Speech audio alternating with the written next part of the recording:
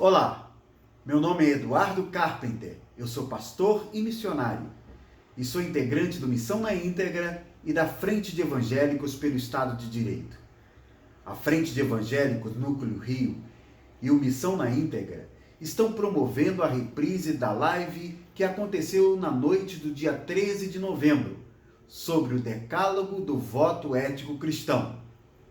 A finalidade desse decálogo é trazer orientações que nos ajudem a escolher melhor em quem votar. Cada princípio será publicado em um capítulo para que você aproveite melhor essas orientações. Caso queira ter acesso a todos os capítulos, basta acessar a nossa playlist, cujo link está na descrição deste vídeo. Na descrição do vídeo, você também encontrará a biografia de cada convidado e cada convidada.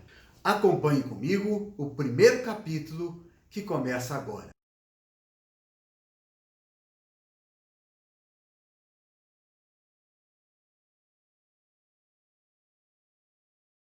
Pastor Ariovaldo Ramos teve o privilégio de presidir a EVB. E nessa noite ele está conosco, pastor, teólogo, filósofo, é um dos coordenadores da Frente de Evangélicos pelo Estado de Direito e está conosco para debater. Também está conosco o pastor Alexandre Gonçalves. Ele é pastor da Igreja de Deus, foi missionário da JU com 6 anos, atuou em Cuba, em implantação de grupos caseiros e também em comunidades no Rio de Janeiro. Ele é bacharel em teologia, servidor público e diretor parlamentar do Sindicato dos Policiais e Servidores da Polícia Rodoviária Federal em Santa Catarina.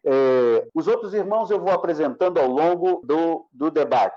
Tenho o prazer, então, de chamar o pastor Ariovaldo para expor durante 6 minutos sobre o primeiro item que diz: o voto é intransferível e inegociável. Com ele, o cristão expressa sua consciência como cidadão. Por isso, o voto precisa refletir a compreensão que o cristão tem de seu país, estado e município. O pastor Ariovaldo terá 6 minutos e o pastor Alexandre terá 4 minutos. Depois, nós teremos a intervenção da teóloga, irmã Priscila. Ela vai intervir por 1 minuto. Pastor Ariovaldo está com a palavra por 6 minutos. Boa noite a todas e todos, graça e paz. Privilégio estar aqui e acompanhado de irmãs e irmãos que vão refletir conosco sobre esse momento extremamente significativo para a democracia e principalmente nessa época em que vivemos, crucial, dada a situação que o Brasil vive no momento. O voto é a arma da democracia. Eu sei que você, nesses últimos 2 anos, tem ouvido falar muito em arma, mas a arma que interessa à democracia e a única arma que a democracia reconhece, de fato, é o voto. O voto é um instrumento através do qual a cidadã e o cidadão deixam a sua marca indelével na história, porque é com ele que decidimos o futuro da nossa cidade. Todos nós precisamos nos lembrar, principalmente quando a cidade não anda como a gente gostaria, principalmente quando a cidade intensifica o estado de miséria, ou de pobreza, ou de injustiça, a gente precisa lembrar que a cidade vai viver o resultado do nosso voto. Por isso, o voto é inegociável. Ele é intransferível. Ninguém pode votar por você. Você não pode dar procuração a alguém para votar em seu lugar porque você vai viajar, ou você vai fazer uma visita qualquer, ou porque você está doente. Não pode. Então, ele é intransferível do ponto de vista da participação e ele tem de ser intransferível do ponto de vista da consciência. Ninguém pode colocar na sua mente um candidato que você não queira. Ninguém pode cooptar você para votar em quem você não quer. O voto faz de você, irmã e irmão, o protagonista máximo, o protagonista por excelência. É o seu voto, é a sua vontade, é a sua compreensão. Então, o seu voto é um patrimônio. É um patrimônio. O voto é como a fé na realidade cristã. Eu não posso ter fé por alguém para que essa pessoa seja salva. Não. Ela é salva mediante a sua fé. Salvação é pela graça mediante a fé. Essa fé é dom de Deus e é pessoal. E também é intransferível. Então, é uma fé que a pessoa recebe de Deus e que lhe dá a consciência da morte e da ressurreição de Jesus Cristo como um movimento único, necessário e suficiente para a salvação, para a redenção, para a santificação, para a transformação, para a vida do dia a dia. O voto na democracia tem um papel. É seu patrimônio, é sua arma. É você que vai decidir o que fazer com ele. Isso significa quem você vai eleger com ele. Lembre-se, às vezes as pessoas dizem assim, eu vou votar em quem vai ganhar. Não, irmão. Não, irmão. Cada um de nós é uma eleição em si.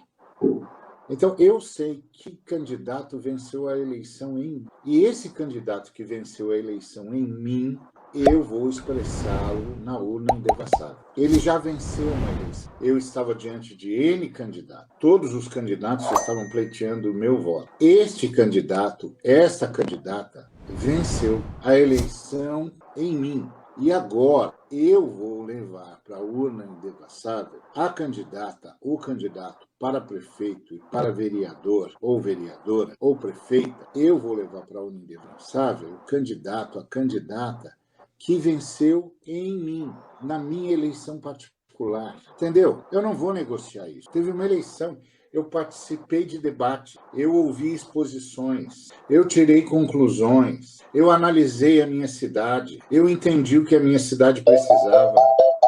Uma pessoa ganhou o meu voto para prefeito e outra pessoa ganhou o meu voto para vereador ou vereadora, prefeito ou prefeito. Essas duas pessoas que ganharam o meu voto, eu vou levar para a urna indevassável.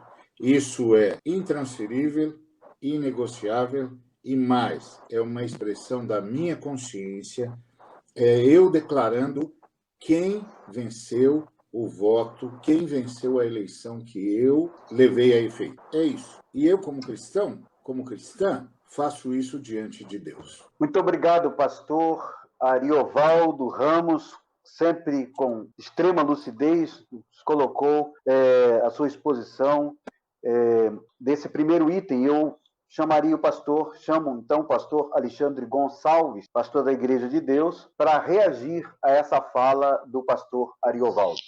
Boa noite, eu gostaria de ouvir mais o pastor Ariovaldo, até cederia bastante, quase 90% do meu tempo, que é muito bom ouvi-lo, né? Mas eu só acrescentaria aí a questão do chamado voto de dedada, né? Quando um político, ou pior ainda, né, ou seja, um sacerdote, um pastor, alguém que exerce uma liderança espiritual, ele faz uma indicação de voto. O problema não é nem a indicação, porque se ele fizer isso fora do ambiente da igreja, sem usar os meios da igreja, né, o templo, vamos dizer assim, a estrutura da igreja, tudo bem, ele está fazendo em sua vida pessoal, não é problema nenhum. Só que você, meu irmão, minha irmã, você não pode votar baseado nessa dedada, seja do seu líder espiritual, seja de um líder de um partido, de um cacique. O voto, como bem disse agora o pastor Ari, ele é intransferível, é algo que você não pode dar procuração para ninguém. Então, valem as indicações? Valem. Tudo bem, só que você só pode realmente se utilizar disso, ou seja, ter algum tipo de influência nisso, se isso bate com a análise sua daquela pessoa, né? Então não faça isso de votar porque alguém deu algum tipo de dedada, vamos dizer assim, né? Apontou, esse aqui sou eu, esse aqui expressa tudo que eu sou, tudo que eu quero que ocorra. Não faça isso, né? Porque realmente é algo tão assim maravilhoso a gente saber que o voto de uma pessoa que está na miséria tem o mesmo valor de um bilionário.